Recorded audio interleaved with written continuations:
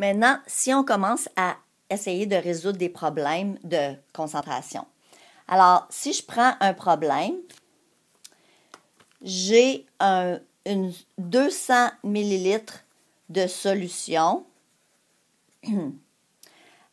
à 15% masse volume concentré en sel, mettons.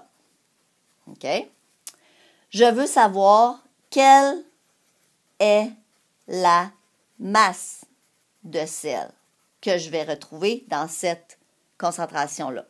Alors évidemment, je vais prendre les données de base. Donc, les données de base, j'ai 200 ml qui est mon volume de solution qui va être égal à 200 ml.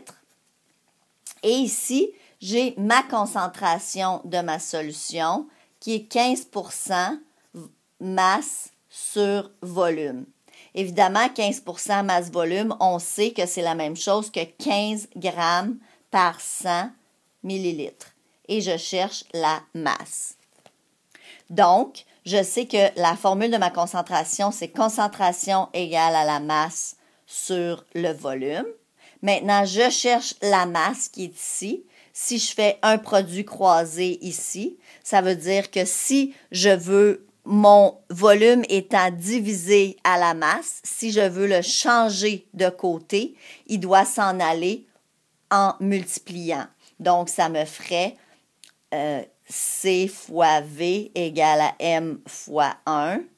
Donc, le 1 étant seulement 1, on va le revirer de bord pour que ce soit plus facile. Donc, M est égal à C fois V. Ça veut dire que je prends ma concentration, qui est 15 grammes par 100 millilitres, et je multiplie par mon volume, qui est 200 millilitres. Évidemment, quand j'ai une expression comme ça, je peux continuer, prolonger ma ligne de division. Et là, je peux simplifier. Donc, je peux annuler les millilitres, puisqu'il y en a deux, un en haut et un en bas, et je peux enlever des zéros. J'ai donc 15 grammes fois 2 qui me donne 30 grammes. Évidemment, on cherche la masse de sel, donc ça va me donner 30 grammes de sel dans ma solution.